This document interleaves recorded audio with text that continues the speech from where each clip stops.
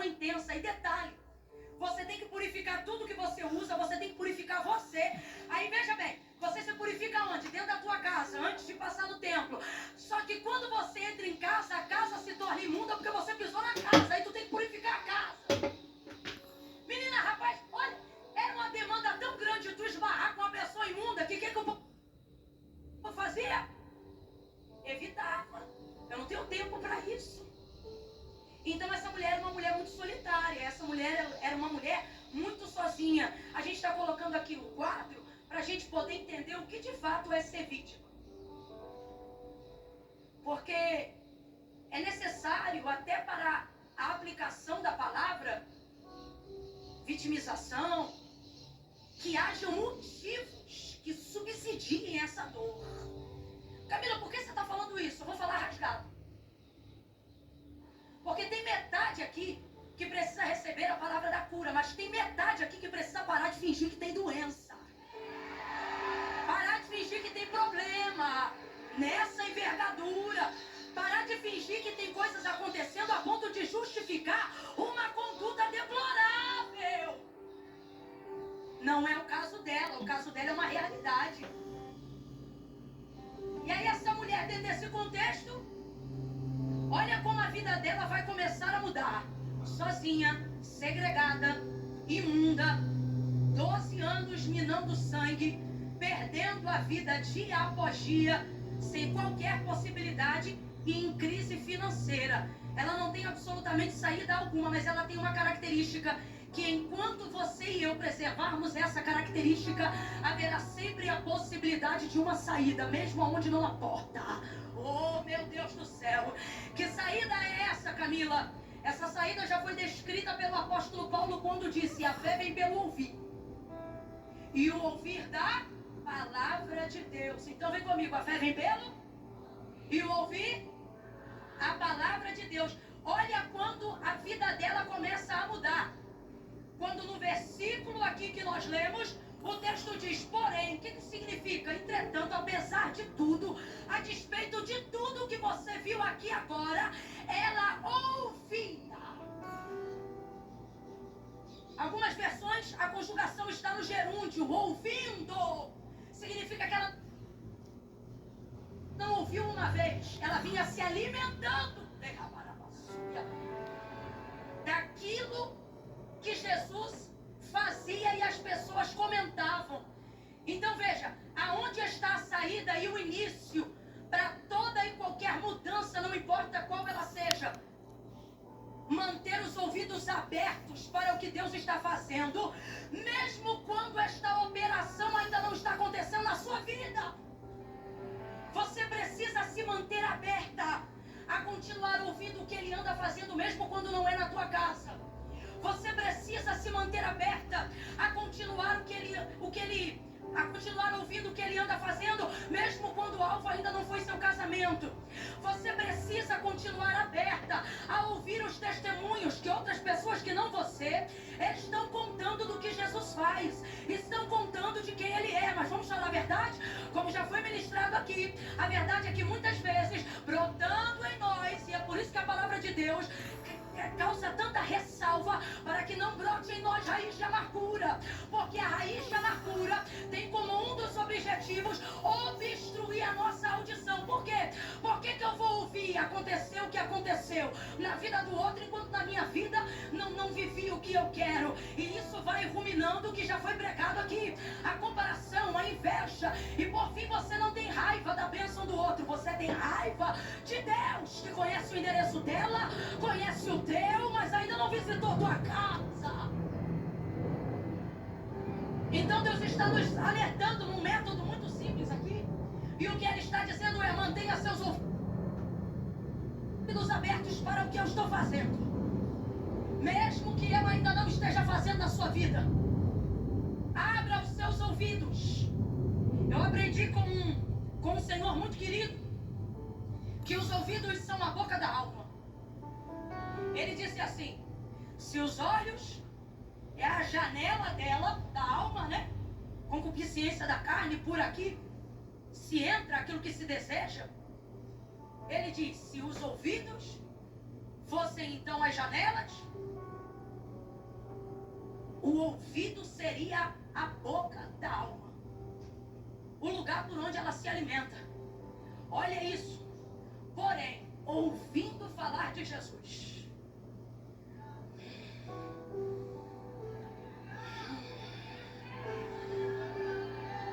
É forte, Deus. Melhore o que você ouve, minha irmã. Melhore a conversa da roda das mesas que você senta. Vamos falar a verdade, tem lugar que você senta que você não fala nada, mas ouve tudo. E às vezes o que você está ouvindo ali é o suficiente para te contaminar, para te envenenar, para te magoar. Por isso o salmista vai falar de maneira tão abertamente no Salmo de número 1, bem-aventurado, bem-aventurado, bem-aventurada. Agora eu contextualizo para quem nos ouve aqui. Aquele que não anda segundo o conselho dos ímpios, não se detém no caminho dos pecadores e nem se assenta na roda dos escarnecedores. Antes tem o seu prazer na lei do Senhor, e na sua lei medita de dia e de noite. Pois será como amargurada? Não, pois será como árvore plantada junto ao ribeiro de águas, a qual dá o seu fruto na estação própria, cujas suas folhas não caem, e tudo quanto fizer prosperará. Agora veja, olha a preocupação dele, de que o homem de Deus não esteja assentado na roda dos escarnecedores. Tem muita gente que não fala, mas ouve. Cuida do que você ouve. Qual é o tipo de programação que você deixa ligada na sua casa? Que tipo de canal alimenta a sua alma quando você está fazendo a sua comida? Quando você está arrumando a sua casa? Que tipo de hino? Eu vou falar. Tem hino, irmão, que eu estou falando hino aqui por ética. O negócio já tem um tom de opressão. Parece que ao invés de chamar a cura, chama deprê. Que tipo de coisa você anda ouvindo? De que maneira a sua alma está sendo alimentada? Vindo do caminho, me lembrava com os meus irmãos no carro de um versículo de Salomão, quando ele disse: olha, se o teu espírito estiver de pé, ele erguerá todo o corpo. Olha o que ele diz: mas se o teu espírito estiver abatido, quem pois o animará? Ou em outras versões, quem pois o levantará? O espírito só reage à palavra. Lembra? Gênesis capítulo de número 1. No princípio a terra era sem forma e vazia, e o Espírito de Deus se movia sobre a face das águas. Completa para mim aí com inteligência. Qual espírito se movia em Gênesis 1 mesmo quando não havia nada? Era o espírito de quem? O espírito de quem? Mas responda aí com a mesma inteligência. Ele operava alguma coisa quando se movia no espírito? Não. Se você olhar o texto, Gênesis capítulo 1, versículo 2, ele está se movendo, mas não está realizando nada. Ele está se movendo, mas não está promovendo nada. Porque o princípio que ele nos ensina a operar é o mesmo princípio pelo qual ele opera. Aí o versículo 3 vai dizer: e disse Deus. Aí você vê manifestação de palavra. E disse Deus, haja luz. E o que aconteceu? E houve luz. Aí sim você começa a ver a manifestação de mundo. Aí você começa a ver criação. Veja bem, é uma pentecostal que está pregando. Se for para falar de mover, me chama mesmo. Eu creio.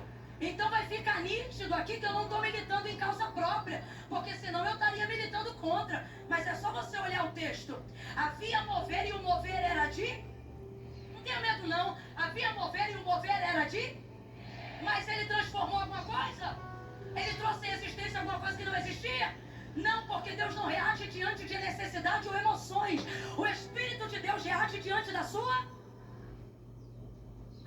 Quando a palavra diz, e disse Deus, ou seja, quando Deus manifesta a sua palavra, então o mundo entra em movimento, o caos entra em ordem, a luz reage nas trevas, aí começa a vir sol, lua, estrelas, porção seca, tudo aquilo que existe e há. Diz o autor da carta aos Hebreus, não foi feito por prova aparente do que se vê. O que isso significa? Não foi criado por necessidade, também não foi criado por desejo, foi criado de acordo com o que a palavra era manifestada. Haja luz e houve luz. Haja porção seca e houve porção seca.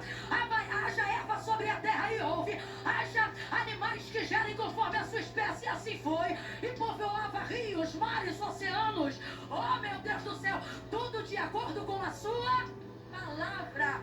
Camila, até onde vai Deus por mim? Até onde vai a tua fé? Na palavra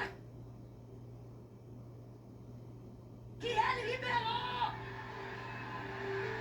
Então é por isso que Ele está nos ensinando através da vida dessa mulher, que toda a realidade, todo o diagnóstico de sua vida, toda a circunstância de sua vida foi alterada, não quando ela recebeu o diagnóstico, não quando ela tinha noção plena da realidade, não quando ela percebeu que depois de 10 anos, ou sei quantos anos mais, não haveria cura, mas toda mudança que ela precisava passou a acontecer a partir de uma coisa em atividade. O quê?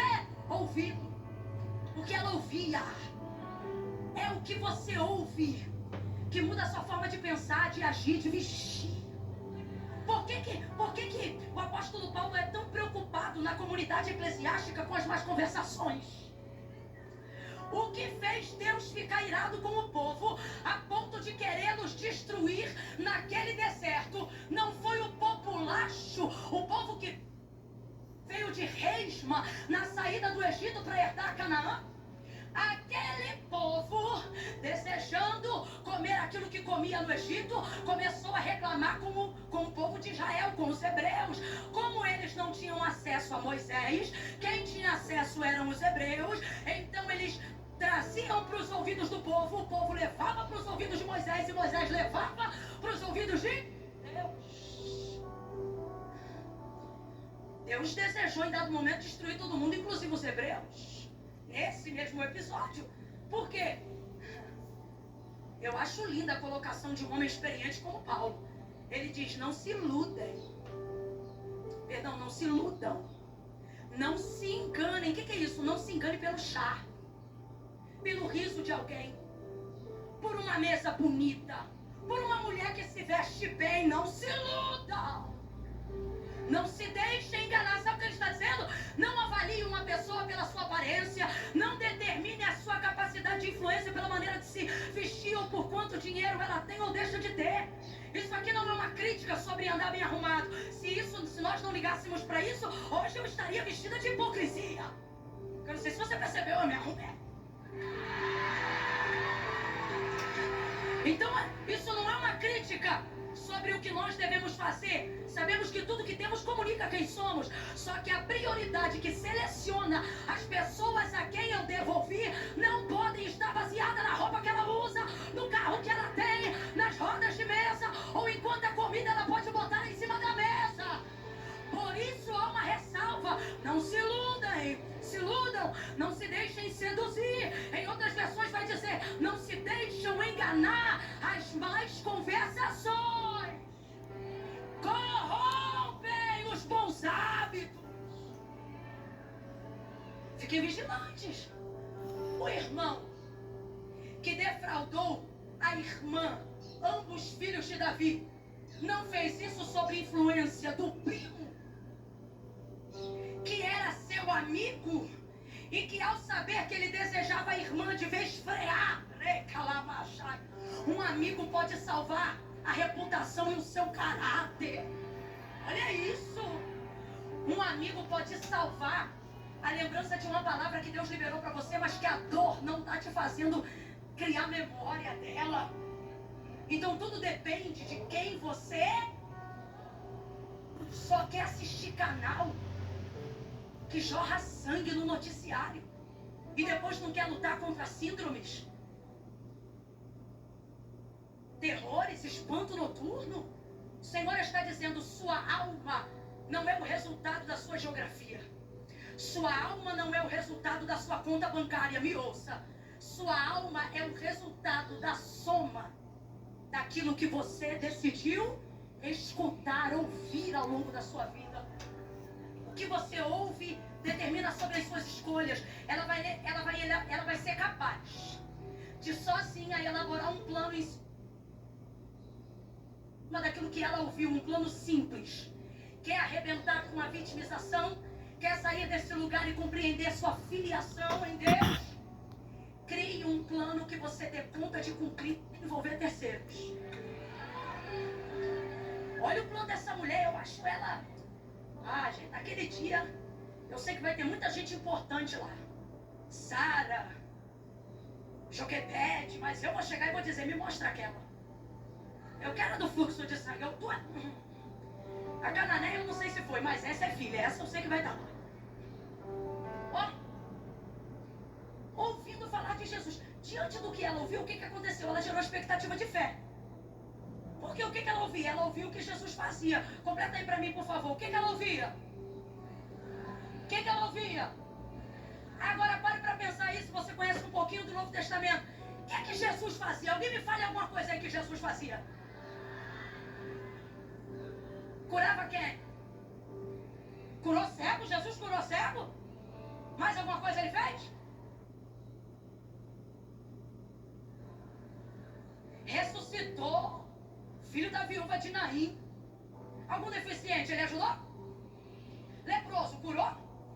E era poderoso demais. Rapaz, o leproso olhou para ele e disse assim: se tu quiseres, tu podes me limpar. Ele disse: eu quero ser limpo. Quando? Agora.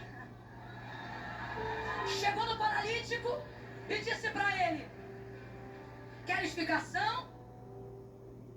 Eu quero, mas toda vez quer explicação? Estou parafraseando. Eu quero, então levanta, toma tua cama e anda. E ele levantou. Então o que ela está ouvindo? Ela está ouvindo aquilo que Jesus fazia. Todas as vezes que a expectativa do que você ouve é gerado em fontes verdadeiras, aquilo que você ouve não vai só te inspirar, vai te motivar, vai te levantar, vai te dar poder de reação. Ouça, porque eu vou dizer de novo. Se a fonte do que você ouve é verdadeira, ela não vai só te inspirar, ela não vai só te emocionar, ela vai te dar poder para reproduzir aquilo que você ouviu. Aquela mulher, diante do que ouviu, vai elaborar um plano muito simples. Olha, eu fico imaginando, ok? Não considere a ordem cronológica, eu estou falando sobre expectativa de fé. Eu fico imaginando aquela mulher pensando assim: rapaz, água vira vinho. Que homem é esse? Eu imagino a vizinha que foi convidada para as bodas de Caná, ela perguntando de longe por cima da cerca: dona Cotinha, como é que foi o casamento? E Cotinha respondendo: sai da minha cerca que eu te conto. Tô brincando. E aí ela dizendo: menina, estão contando uma história aí, não tem o filho da Maria? Aquela de Nazaré? Sei, da favela. Aí ela: estão dizendo que o vinho acabou, o homem mandou encher as talhas de água, e estão dizendo que a água virou.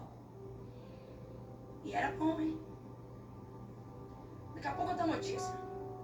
Estou parafraseando, só para você entender o contexto. E aí, como é que foi o sepultamento do filho da viúva? Senta aí do outro lado que eu vou te contar. Não teve enterro. Não teve não. Não tem aquele